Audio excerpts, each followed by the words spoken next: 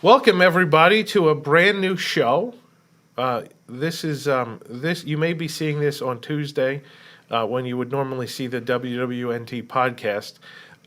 Because Eric and Tom are both out of town this week, and because we're launching a brand new show, we decided to do the pilot of the brand new show here on the podcast channel or the podcast feed for today for the first time. So this is our pilot show.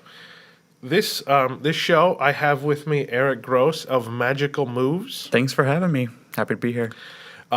This new show is going to be called the Magical Moves Show, until we come up with a better name, maybe. I don't know. We'll roll with it. The Magical Moves Show is we're gonna do this show three times a month, and it's going to be Eric and I talking about real estate in Central Florida, and so. That's what the new show is going to be about. We have a show logo. Hopefully, it'll be appearing on the screen momentarily. We don't have it yet. It'll be there when we're recording this, but it'll be on the screen. So welcome, and we hope you enjoy this pilot episode. And then, if you enjoy it and you want to keep watching, we're going to have our own playlist on YouTube starting next week, and all the future episodes will be on that playlist on YouTube. But for now, so Magical Moves is your real estate company. Yeah, it's my real estate team. So just got a team of people, and we work under a brokerage, but we really specialize in helping people that love Disney and Universal move to the area. So that would be me. Yeah. And so we figured it makes sense for me to host this show with Eric because I just moved here to Orlando a year and a half ago, and it's something that I had wanted to do ever since, I don't know, I was like 12. So we're going to go through a lot of talk about what I went through moving, but we're also going to talk about the different neighborhoods around that you might be interested in. We'll do some deep dives into different neighborhoods in subsequent episodes. We're going to talk about, everything from the disastrous traffic on I-4 to, how easy it is to get to the airport from your house, to all kinds of stuff, restaurants in the area. Yeah.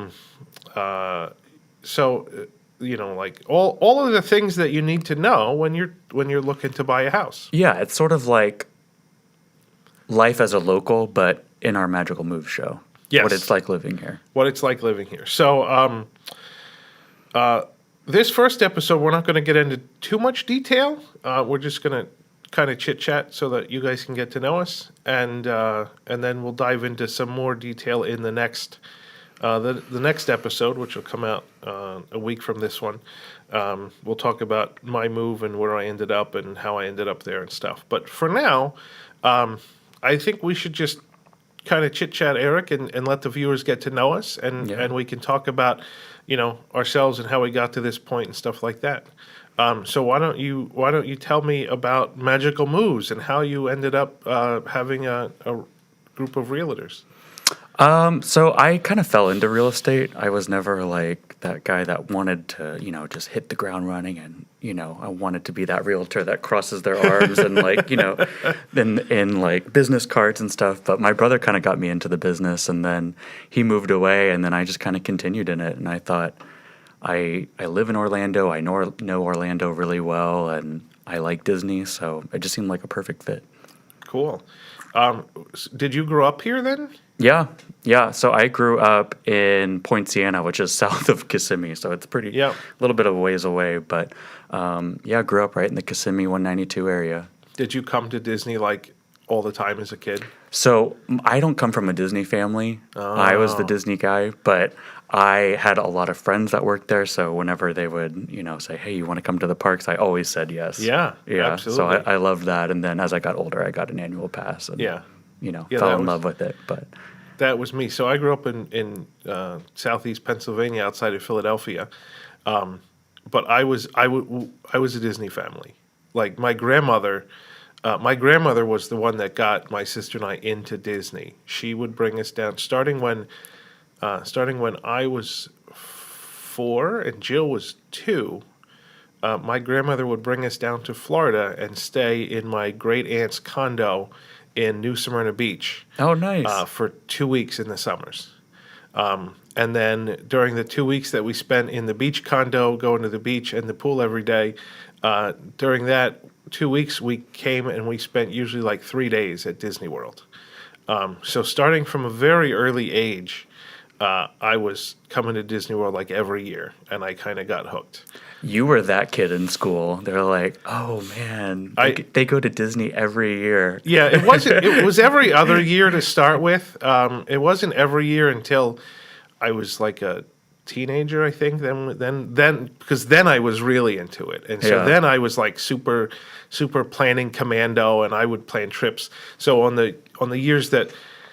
So my grandmother would bring us every other year for 2 weeks, and so then when I was a teenager, for the years that we didn't come, I would make my own family, my mom and dad and Jill. I would make a plan for us to come during the off years, and so we would come and usually we would like spend a week here. So that's when we spent a week, and we would do things like go to SeaWorld, Yeah. and visit the Tupperware factory, Yep. and visit Gatorland, and all these things we could talk about when we get to real estate. Wait, you can too. visit the Tupperware factory? So I didn't- it's not a factory; it's the Tupperware it's the headquarters. Company Yeah, World my headquarters. school. My school is my high school. It's the Osceola County School for the Arts. They Tupperware annexed part of their headquarters for the county to build that school. So Oh, wow. Orlando's a weird place, but Yeah. yeah, I went to the school at the Tupperware Wow. headquarters. Yes. I don't remember anything about visiting the Tupperware World headquarters. I think we might have just stopped there on the way to Gatorland because Gatorland's right next door. Yeah. But I do remember going to Gatorland when I was a kid, and there's pictures that we're not going to show because I don't have them. Of me like standing in the Gatorland mouth and Yeah. stuff. But so we would come down. It was like every other year, and then every year when I was a teenager. And so by the time I turned 10, I was the big Disney nerd, and then it just got worse after that. So I would plan trips. I would plan out like what hotel we were staying in, what parks we were going to on what days. They gave you a lot of leverage. Well, like they understood that I knew more Yeah, they than were like- pretty much anybody else about Disney. So they were like, it's less work for them, right? Like nowadays, you use a travel agent, so it's less work for you. Well, I was like the travel agent. They had their in-house concierge. Yeah, absolutely. And then people ask me, well, why aren't you a travel agent? Well, it's kind of like a hobby Yeah. more than anything else. But yeah, so ever since probably, I don't know, after college maybe, or in college or something, like I thought, wow, I'd really be cool to just move to Orlando, because then you don't have to pack up and go in a plane, and you only get a week while you're here. And like I was the park commando, so we would go to the parks from open to close to get in as much as we could. And we would go, like, we would fly down on Saturday morning, and we would stay until the following Sunday night. And it was like the max. I was trying to max it out every time. Yeah. Optimize your trip. Yeah, you get as much Disney as you can while you're here, but then so like all through my 20s and 30s, I'm like, man, it would just be so because even after college, and we kept coming, and so we kept coming down to visit at least once a year. It got to be more than once a year, and then I'm like, at some point, it's just going to be so much easier to move here, right? Yeah. And not only that, like once you move here, then you can spend your vacations going other places. So that was the funny thing, like all through high school and college, people would be like, well, don't you want to go visit other places? And I'm like, well, yeah, I do, but I also really like going to Disney. And so once you move here, you can spend your vacations going elsewhere, which is a really cool benefit that I realized. Unless you just spend your vacations going on Disney cruises out of Port Canaveral, then it's kind of, you're not really solving the problem. But we would do Disney cruises too and stuff. So we would do like a week here and then a 3 or 4 night cruise or something like that. I got married at the wedding pavilion. Oh, cool. I didn't know that. Yep. So we got married at the wedding pavilion. We spent a couple days here, and then we did a 4-night Disney cruise for the honeymoon. Nice. So that was fun. That was back when Disney weddings were affordable. Yeah, I was about it when you were talking about that. I was like, oh my god, like that's some money. But that was back when they were like affordable. Yeah, I looked into it recently. I think, or one of my friends was looking into it. It's up there. Oh, Yeah. it's way up there Yeah. now, and there's still so much demand. It's insane. Yeah. Yep. It's absolutely insane, the demand. But that was really fun, and so that was my first Disney cruise, was the honeymoon, and that kind of got me hooked on cruising now too. So like now I like to go on cruises, and we go on Disney cruises. And I know we weren't planning on talking about this, but living close to the port is also really nice Oh, too. it's Because I amazing. usually do like an annual trip with some friends. Yeah. And we'll drive 40 minutes from here to from Orlando to the port, Yes. park your car, and then you're ready for vacation. You don't have to fly in or That's right. do It's anything so like easy. that, yeah. You don't have to fly in, and we always flew in a day ahead of time in case Yeah. there was problems with the flight. So then you'd have to stay in a hotel, Yep. And then you have to get to the port. And it's so nice. Just pack your suitcase in the car and drive for an hour, and you're there, and boom, you're on the ship. Yeah, I think of going on cruises here at Port Canaveral kind of like as a weekend getaway instead of like a big vacation. Yeah. Because, I usually plan it for a Friday, and the ship returns Monday morning at Right. 8 a.m. So you can Right. still go to work on Monday. Yeah. You only have to take Friday off. Like, Right. It's pretty sweet. Yeah, no, and also like if you're flexible enough, there's always last minute deals because cruise ships want to fill up their space before they pull out of port. So, if you're flexible enough, and that's the thing. Like I would see these last minute cruise deals on Disney cruises, and I'm like, man, if I was like living in Florida, I would be able to just like say, hey, let's hop on the cruise ship this weekend. We ain't got Yep. nothing else to do. Yeah. Hasn't really happened yet, but I'm glad you mentioned it though, because it's been really convenient for me Yeah. the past couple of years going on trips just it is for the super weekend. convenient. Yes. So there, that's one of the benefits of living in Central Florida. You just got back from Washington D.C. Yeah. So why don't you tell me how the weather was in Washington D.C.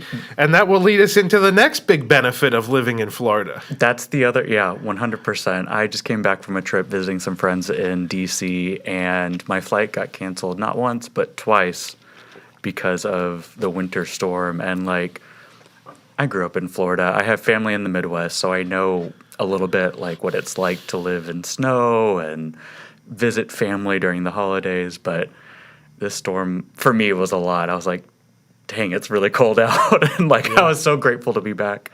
Today I'm in shorts and a t-shirt, and it's Right. in the middle of 70 January. degrees out. This is our time to shine really in Orlando. I think so. It's been a little chilly. Couple chilly nights this week, but for the most part, the days are fantastic. Yeah, I'm really not taking it for granted anymore. Like every time I go away, I'm like, damn, I'm so so Right. glad I'm back in Florida. Right. So I went back to Pennsylvania in December for the first time since I moved here. So it was like 17 months that I before I went back to Pennsylvania, and I will tell you, it was like, man, I don't like this. It's, the first day I was like kind of like forcing myself into it. I'm like, yeah, it's great. It's Yeah, cooler. right? Like I Uh-huh. can wear a beanie, Then we got piles of snow, and I was like, okay, like it's still cool. Like I'm going to go to the CVS, walk down the street and go grab some dinner or something. And then the next day I was a little like windburned, and I didn't have mittens or gloves. And I was like, okay, it's still fun. And like the next day I was like, okay, I need to go home. Right. Like I'm ready. Yeah, you're done with it.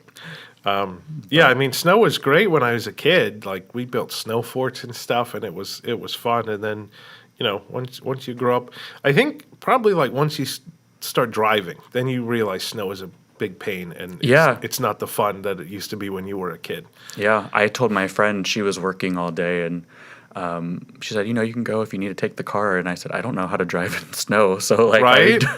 I'll get an Uber and they can drive, but Yeah. I don't want to risk it because our Uber driver was driving really slow around Yeah. the turns, and it's something I didn't even think about. 'Cause Right. I'm just not familiar with it. Yeah, see, like when I was a kid, my dad would take me to like a mall parking lot on a Sunday night after the mall closed when it snowed, and like tell me to just like go fast and slam on the brakes so I could see what happened That's smart. when you did it, right? Yeah. It's like trial by fire. You do it in the snow, and then you see what it's like, so you know how to react. That was fun. What do you think of drivers here versus back home? So I mean, obviously, notwithstanding snow, which is a mess for anybody, drivers here are insane. I've never had drivers do things back in Pennsylvania that I've seen them do here. Like there's some insane things that people do here, and I don't understand why they do it. Like there was a guy. So here's an example. I was driving home yesterday, and I'm on World Drive, and there was a guy that just got off of the I-4 exit onto World Drive, and then he decided, I don't actually want to get off here, so he cut in front of me to go back around to get onto the on-ramp, and I'm like, it seems to me, and maybe it may be signage related issues too, because I've noticed that signage is worse here. That people don't actually know where they're going until it's too late. That's the biggest thing for me. Right. I think we need more infrastructure for tourists or people that are visiting just for Disney, because they don't want to drive and locals don't want them to drive. Right. You know what I mean? So absolutely. I would love for us to have like a metro or a train that takes you from the airport to the parks. I mean, we almost had one. We did several times, but and then we had Magic Express. Then we had Sunshine Flyer. Now we have Mears Connect. Yep. But none of them are quite as useful as you would want them to be, I think. Yep. And we got to start with Brightline. I think we'll be able to build off that, I'm hoping. I'm sure it'll take another decade or two. But it's a start, and I'm just thankful for that. Like Right. But yeah, traffic here is it's different, and that's I think one of the biggest complaints I get when I'm showing homes with buyers. Yeah. They'll follow me and they're like, "Oh my God, we did not expect it to be like this." And I'm like, "Yeah, you kind of just have to like readjust your expectation of driving, because it's not like people are nasty or crazy. I think most of it is just like we're just aggressive drivers, and there are a lot of tourists here, so you kind of just you have to cut off and be cut off and be okay with that. Like it's just part of it's part of the process, especially in the Kissimmee Celebration 192 area. Right, where all the tourists. You just gotta just like in Finding Nemo, you gotta enter the stream and just let go. Like that's the interstates here. Yeah, I mean, one good thing. There are, and I'm saying this is a good thing. People will think I'm nuts. There are a lot of toll roads here. That's a good thing because it keeps people off of the roads. Yes. Right? And so gas is also cheaper here than Pennsylvania. So the toll, you pay tolls instead of gas. It kind of evens out in the end. But the great thing about the toll roads like 429 and 417 and the Turnpike are that those are rarely, if ever, congested.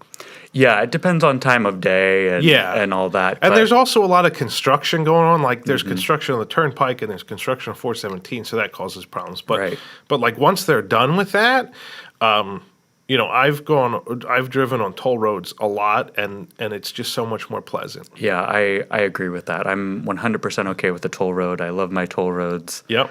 It is much better than the alternative. Right. So what should we talk about next? So I guess we talked about like how we got here and grew up going to Disney. How has the park experience changed for you since you've? That's a great question. Since you've moved here, I don't go as much as I thought I would.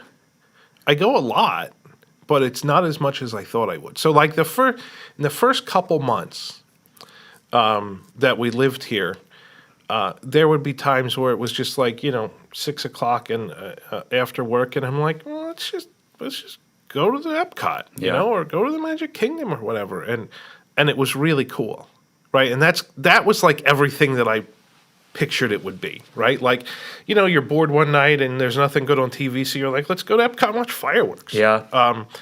That was really cool, and I mean, I still do that. I don't do it as much, but a lot of times now, what is nice is like 2 Fridays ago, we went to opening day of Festival of the Arts, right? And so I know, when you guys said you were going, I was so jealous. That's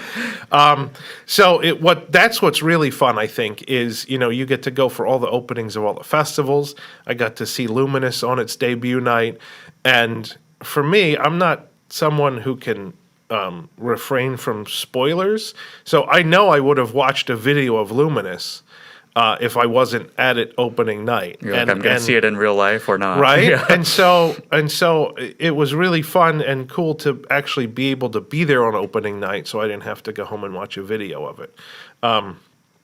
So to me, that's one of the main benefits is you get to be, you can plan. I mean, sometimes it takes planning. It's not always spur of the moment. But like, you can plan to be at all of the openings. Like I'm planning to go to Country Bears next week, the day it closes, right? Like back in 2017, the Great Movie Ride and Universe of Energy both closed on the same day in August. And Tom and I, WDWNT, had a dessert party in the Great Movie Ride, like the last night, and it was so cool. But I drove down here. That was such a good ride. Yeah. It was. But I drove down here, like I packed my family in the car, and we came down here for like 4 days to specifically, well, because we were having that event, but specifically the event was because those rides were closing, right? So now it's like that's much easier to do now that I'm here. It's also fun to go with other people, right? Like when we would come down as a family, you would spend the whole week with your family.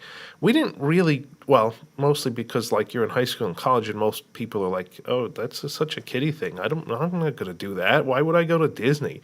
So like when you're vacationing here with your family, you're not coming with friends and hanging out with friends. We did do a band trip when I was in college where the Villanova Jazz Band. Wait, what instrument did you play? So in the jazz band, I played the valve trombone. Okay. My instrument was baritone. Oh, nice. I played tuba in orchestra. Oh, yeah? Yeah. Oh, cool. So I played baritone, and they needed trombone players in the jazz band, and I'm like, I can't play trombone. Like, I don't have a good enough ear to play trombone. Yeah, because it's all slide. Right. And so they're like, well, you could have this valve trombone that works just like a baritone with the valves, the buttons, and you could play it. And I'm like, well, geez, that's great. So I joined the jazz band, and we had a trip. We came down here in December. That was the year that Splash Mountain opened. And it was the year before Tower of Terror opened. So it was 93. But we came down here with the jazz band. There were like 8 or 10 of us. And it was super fun. Like we got a picture, like all of us filling a Splash Mountain log, when on-ride photos were like the new thing. Yeah. Right? So we have a picture of all of us and stuff. So it was really fun to come with friends. And that now is one of the big benefits of living here is that you can come to the park and hang out with friends instead of, like going to the mall or going to the movies or something with your friends or whatever it is people do nowadays. They probably don't go to malls. That was the 2 major points that I was going to hit too. You took them right from me because it is like that. It's I notice now or just as an annual pass holder that lives here, it is more of a social venue. I mean, I love going to the parks, but it's fun to be able to just invite some friends, add them on the app, and you guys can just go to the parks for the afternoon. It's really like a third place here in Orlando. Yeah, instead of home or work, you guys can just meet at the parks, have a few drinks. Right. It sort of takes the place of all of the social like meeting grounds that you used to have. Like when I was a kid, it was the mall or Yeah. the movies or something, right? And so a park just sort of takes the place of that now. But it's a lot of fun. And so the other thing that's very different about how I tour the parks now is I don't go on rides a lot. Yeah. Like, it's also because I'm older and, like, Guardians of the Galaxy makes me throw up, but I don't feel compelled to go on rides either. Like, I'll go on rides because I like them and I want to, like People Mover. I'd pretty much do People Mover every time I'm at the Magic Kingdom as long as there's not, like, a 20-minute line. But I don't feel compelled to go on rides every time I'm in a park like I used to. Right. You don't have to maximize your day. Right. And it's really nice because you It's can really just relax relaxing. and just maybe we'll go over here, maybe we won't. That's the beauty. You've got options. Right, and it's you've got the freedom, right? Like when people started, when like actually way back when Fast Pass started, right? People were like, "Oh, Fast Pass." Not the original paper Fast Pass, but I guess Fast Pass Plus when you had to book them ahead of time, right? People were like, "Oh, Fast Pass, it makes it so much less spontaneous to be able to go to the parks and do things." But living here, that spontaneity is absolutely back. Because if you don't, if the line's too long for Spaceship Earth, you just do it another time. Yeah, you're like, I'll just hang out by the plants, wait for my friends to Right? ride the ride, or Yeah. maybe I'll go, grab an ice cream, or And like you go to the Epcot festivals, you snack on things like you do. And when I was in my 20s and 30s coming here on family vacations, I tried to do this. I tried to look for different things to do at the parks, right? Because, at that point I had kids, and the kids would do the kiddie rides, but they weren't old enough to do the most of the bigger rides. And so we spent more time doing other things. We spent more time at the water parks. We spent more time, like we went to SeaWorld and took the kids to SeaWorld and stuff. So, and that's now almost like the same as when you're living here. You can go do these other things. You don't feel like you have to spend all your time in Disney to get your money's worth out of your vacation. right. It's a lot less stressful. Yeah. I think there's only been one or two times, like when I was away for college, or I lived in Phoenix for a year, and during those times when I came back to Disney, that was kind of the first time I experienced wanting to hit everything Yeah. in one day because I didn't know when I was going to be back. Right. And so right. it was, the days were longer and more planned, which kind of isn't my vibe for vacations. I love to just kind of like bop around during vacations. Uh-huh. So it's nice to be able to just, hey, let's go over here, let's go over there. Yeah. But I think, like, and that's one other thing about living here is, so, like, I have an annual pass to Disney. I have an annual pass to Universal. I have an annual pass to SeaWorld. It makes those, I mean, they're certainly kind of expensive, right? But it makes it more justifiable because it's your entire entertainment budget for the year. Yeah. Right? Like, we don't go to movies. That's why no one goes to movies, because you get them on streaming. Well, we don't go to movies. We get them on streaming. So instead, we can go to the parks on a Yeah. Friday night or whatever. And if you're not paying as much to, fly down here and book a Right. hotel and rental car, then Yes. it really does kind of make sense Yes. to get the pass. So everyone at WDWNT laughs at me because I have a SeaWorld annual pass. I know, I've heard. I've heard the ribbing you get for it. But SeaWorld is kind of fun. I love Howl-O-Scream. I think it's So great. I've never even done Howl-O-Scream because I always get the Universal Halloween Horror Nights pass. And so I've gone to that. Like, I love Halloween Horror Nights. So I've gone to love that like Halloween 8 or too. 9 times. I never got Howl-O-Scream. We were actually in Clearwater during October, and we thought about going to Busch Gardens for Howl-O-Scream in Tampa, and that didn't happen either. Like, I hear a lot of good things about Howl-O-Scream. I Yeah. need to do it at some point. But like, I'll take you this year because it's fun. My thing with Horror Nights is it's just so big now. Yeah. And the lines are so long that I'm cool with spending, I paid $40 to get into Howl-O-Scream. Oh. And there's no lines. I mean, obviously it's not as good as Horror Nights, but Right. I think the smaller scale and the smaller crowds. It's more enjoyable. Yeah, it was really fun. Yeah. I mean, you don't have to do it every year, but it's a fun little alternative. Yeah. And I mean, like that applies to SeaWorld overall, right? Like, Yes, like agreed. there's hardly ever lines. You can go and it's not crowded.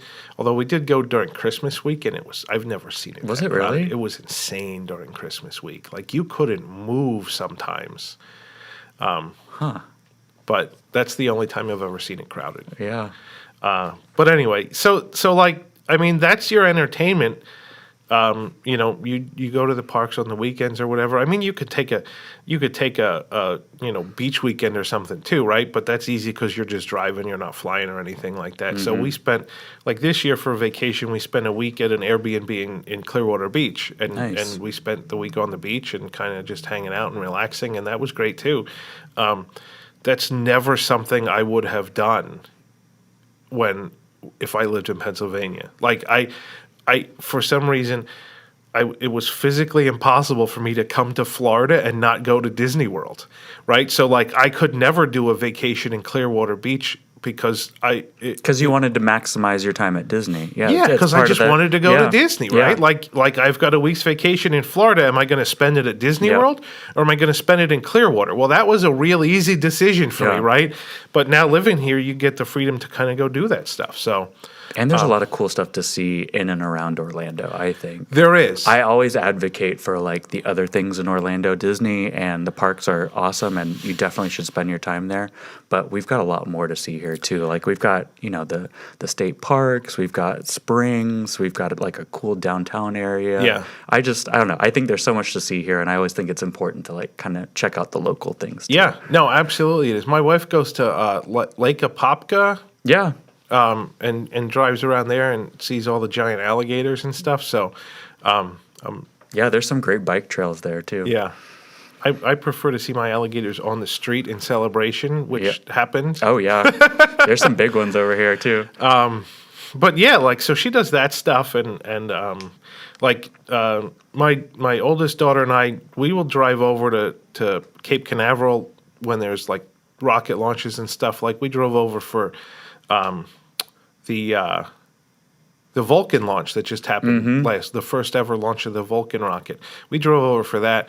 We go over for the Falcon Heavies because they're really cool when the boosters come back. Yeah. A year and a half, whatever it was, a little more than a year ago, when Artemis launched, the first Artemis launch, we went over for that. And I mean, that's really cool. I remember. One of my friends worked on that mission. Oh yeah, Yeah, that's cool. Yeah, he had been working on it for years and just was really excited to see it launch. Yeah, so that was yeah. cool. But like I remember when I was younger, we came down. It was the last nighttime launch of a space shuttle, and we happened to be in Orlando that week. And so we drove over, and it took 3 attempts to actually launch that. We drove over to Cape Canaveral 3 nights, and it was a nighttime. It was like 12 or 1 in the morning.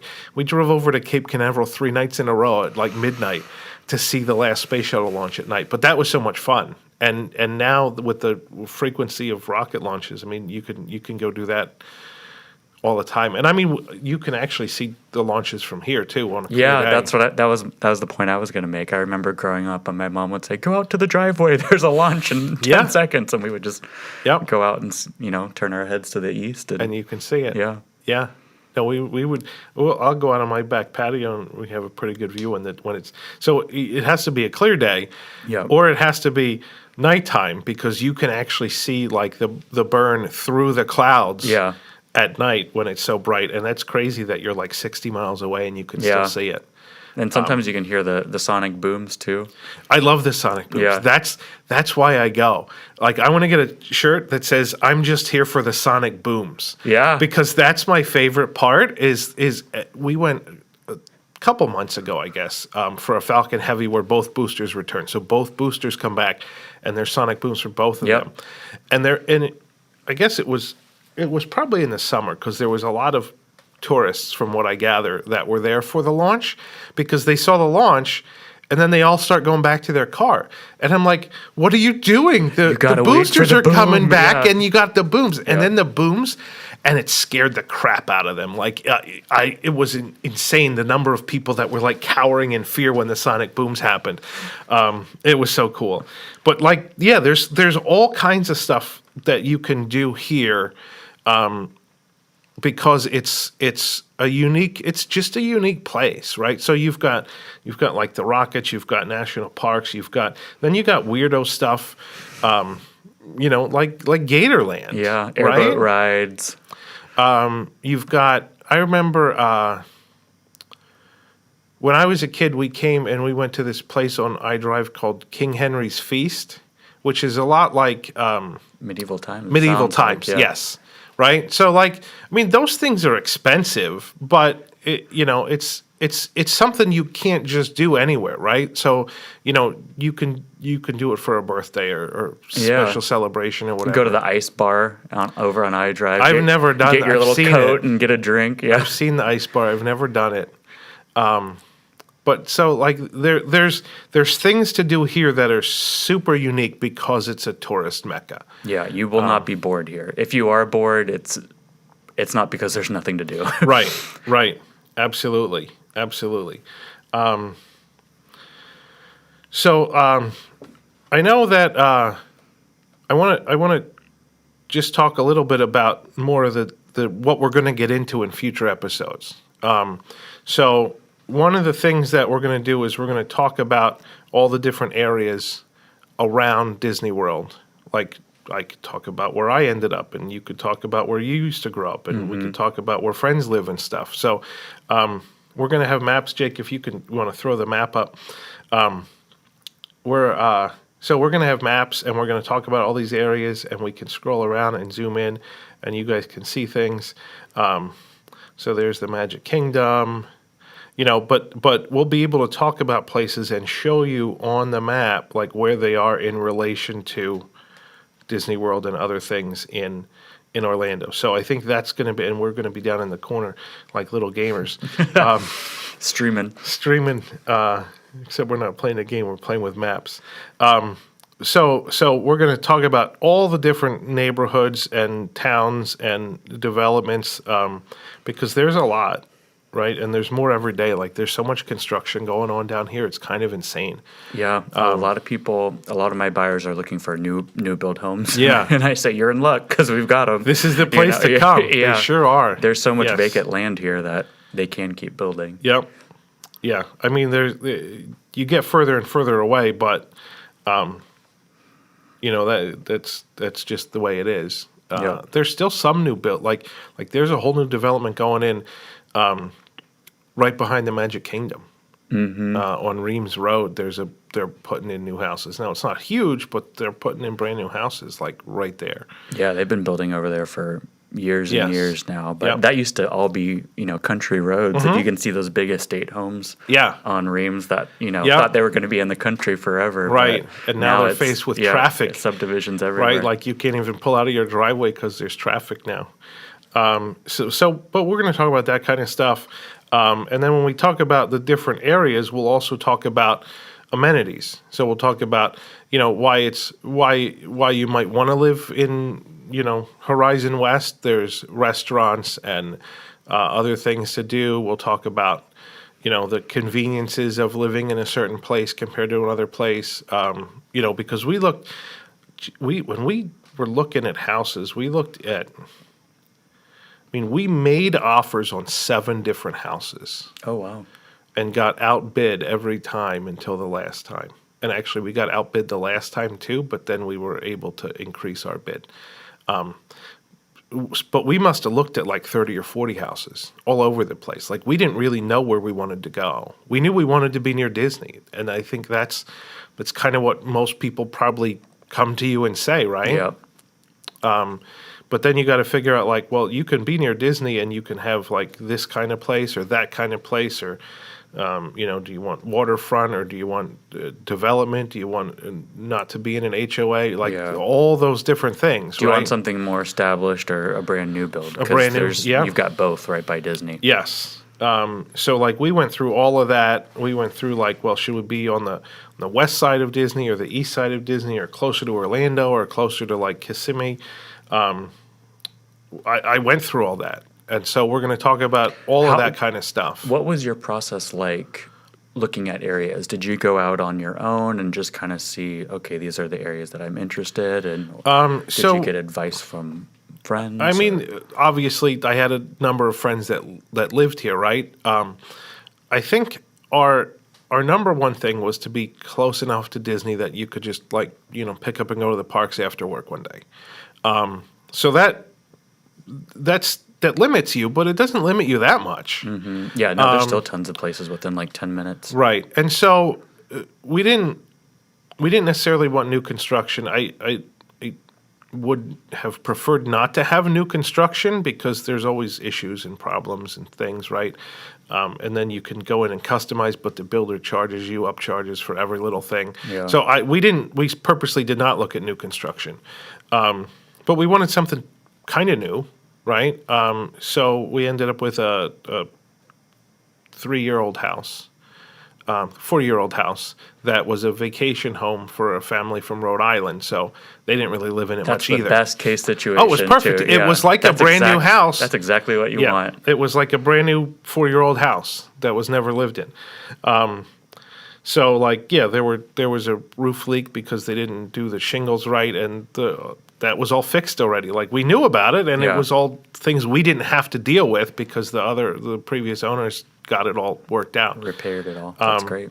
So there's a lot of I wanted a house with a pool because we had a pool in Pennsylvania and I loved it. I wanted a house with a pool. I wanted a house that was like lakefront. I didn't end up with either. And I mean, not necessarily due to expense, because we looked at some and we made offers on some. But it's kind of, you have to have a list of priorities. Right. Right? And so, the number one priority was near Disney World. But then, I wanted a pool. I wanted lakefront. My wife wanted somewhere that was, a little more out in the country, but that's hard to do and still be near Disney World. Yeah. Obviously you're looking, what size house you want. So we were looking for something like in the 2,800 to 3,000 square foot range, 4 bedrooms. So that, that limits you a lot. It's real easy to cross things off the list of possibilities when you have those kind of requirements. Yeah, your need to haves versus your want. Right. Yeah. And so, there were a lot of houses that we looked at that, our realtor did a video walkthrough, which I assume you do for your clients, right? So, we were in Pennsylvania, and she basically FaceTimed us and did a walkthrough of the house because we couldn't come down every time there was one that we wanted to see. So we did a lot of that. I sent my sister to look at a couple places too, along with the realtor ones that we thought were pretty promising. I sent my sister to go look at them. Deciding what you want is difficult. Deciding what you're willing to give up is difficult. Yep. And so the more of that you can do ahead of time, I think, the better. Yep. That's what I always say. It's really easy to know what you don't want versus what you do Yeah. want in a home. So That's I always tell absolutely the buyers, case. I'm like, okay, we know you don't want that now. We can mark that off the list and not look at homes that have, that feature Right. or this or that. Yep. And then it kind of leads you to what you do want. And you might not even know it versus what you know you don't want. Yeah, no, it's absolutely true, and that's something I don't think I didn't realize until you start going through the process, right? It's much easier to cross things off of a list than it is to figure out all the things you want and try to match them up with what's available. It also helps you prioritize needs and wants too. You're like, okay, I can give up the pool as long as I'm 10 minutes from Magic Kingdom, and Right. It's the exact square footage we need. You did Right. that. We wanted a house that has a yard because we have 2 dogs. Yards are not always easy to come by. Especially new builds. Yeah. Right. So either newer communities, the houses are really kind of stacked on top of each other, real close. And sometimes there's a backyard that's big enough, but it's not what we were accustomed to. Yeah. Right? Like in Pennsylvania, I have a third of an acre. Yep. I hear that a lot too from a lot And of. here it's like, wow, these houses, like, if there was a window you could see into your neighbor's house, they have to build them without windows on the sides, Yep. which is kind of crazy. But it's my wife didn't want that at all, right? Like she hated the idea of being in a development. Like a 0 lot line where there's no yard or anything. Yeah. Yeah. So I mean, we wanted a yard for the dogs. She hated the idea of being like in a house that's on top of your neighbor's house. She hated the idea of houses that all look the same. We ended up in a development. There are bigger lots, so we had a big enough yard for the dogs, a real nice big yard for the dogs to run. And we're not on top of our neighbors. I mean, there's a decent amount of space between the houses. We're on a corner lot. Oh, nice. Right, so that's kind of another one of the things. Like if you're like, I don't want neighbors, or I don't want that many neighbors, or whatever. Like we ended up on a corner lot, which sort of mitigated the fact that we were close to one of the neighbors' houses. Yeah, it kind of like was it in between. Yeah, yep. And our development also, like when they built it, there were rules about like the owners. When they picked out what house they wanted to put on their lot, there were rules about you couldn't have the same style house next to each other, Right. or you couldn't have 3 of the same on the same block, or you couldn't You can't have the same color as scheme. the Yeah, 5 houses nearest which you. is which seems like insane and really onerous and a pain when you're buying a new house. But if you're buying an existing house that's a couple years old that was in one of those developments, you kind of appreciate that because it doesn't look like the classical idea that you have in your head of this development and they all look the same. It's like so cookie cutter kind of thing. So there were things like that we had to go through and deal with, and it's all just compromises. Yep. Like buying a house is the biggest compromise of your life. Because there's Yep. what you want, and then there's what you can afford, and then there's what's available, and Right. you got to put all 3 of them Yep. together. That's a great way to say it. The other thing that happened is that, at some point you just get tired of the process. I don't know what is the normal timeline when someone comes to you and says, "I want to move to Orlando." Sometimes they have a timeline in mind Yeah. because of a job or whatever, but like we didn't have a timeline. So what is a typical timeline for somebody that isn't restricted by a job or anything else? So it takes about a month to close if you're financing the home. And then I'd say it also takes probably a month or 2 to look at homes and find one that you'd like. So probably 3 months minimum. Okay. I mean, we spent 4 months, Yeah. so that's about right. It was also 4 months from it was like December, January, February. So that was nice to come down here from Pennsylvania in the winter to look at houses. That's the perfect time to Right? look at homes. When I'm showing homes in August, I'm like, whoo, Yeah. I gotta get in the AC. Yeah.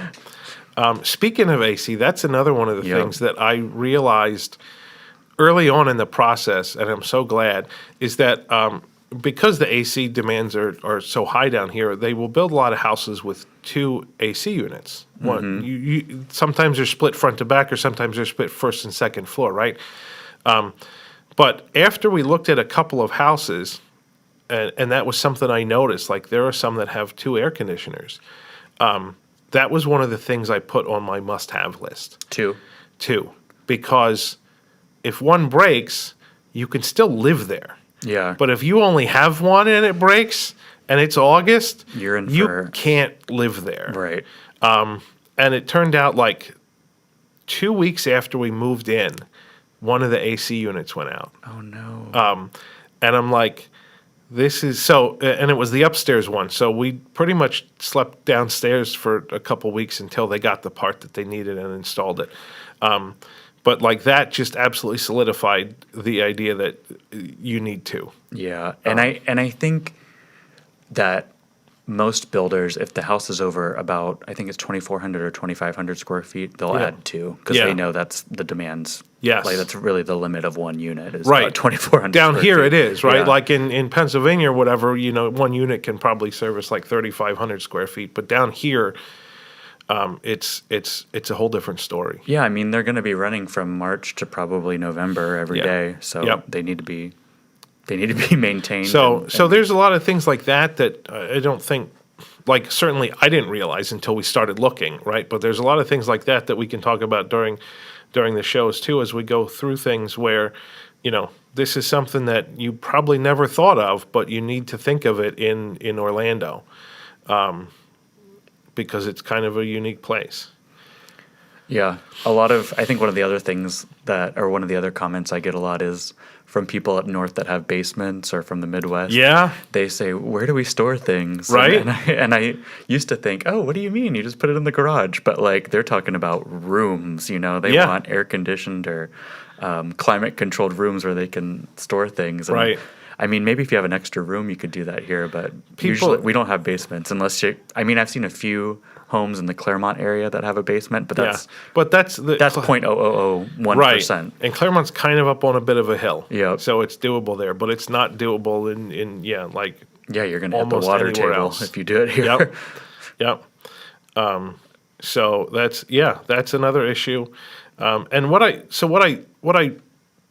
want to do for next episode is we'll talk specifically about Horizon West, which is where I ended up, and sort of the process to get there, which we went into a little bit of how you go through the process.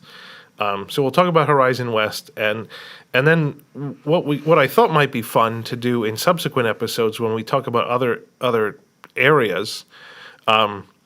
I'll pull up the listing from houses that we looked at in those areas. Oh, cool. Because we looked all over the place. Like, we looked in Windermere, we looked in Dr. Phillips, we looked in Hunters Creek, we looked in Kissimmee. We didn't quite get as far as Claremont. We looked in Winter Garden. So I thought it would be neat because we looked at so many houses. I thought it would be neat to pull up the houses and talk about, like, this is what I liked about it, and here's what to think about, kind of things as we go through the different towns. And then obviously we'll talk about things like traffic and restaurants and stores. And Do you know the maximum number of homes you saw in one day? I think we did like 6 or 7 in one day. And how was that? Oh, it was crazy. I've had buyers that want to see, 10 or 11 schedule of them in one day. And I said, I will 100% do this for you. You will hate it. I'll bring my Camelback and my walking Right? shoes and we can do it. But you're going to forget after the 5th or 6th house. There's no way you can remember the No, pros and you cons can't. to every house if you're seeing them all in one day. You can't. So you either have to make notes, or Yep. what worked for us was we were able to just cross things off the list pretty easily, right? Like, some people, I guess, might have different, they really like a place, but this is wrong with it. But can you live with that or not? And like, if there was, because we weren't in a rush, because we didn't really have a timetable, we were able to be a little more strict with things. And so if there was like something about a house that we didn't like, we just crossed it off the list.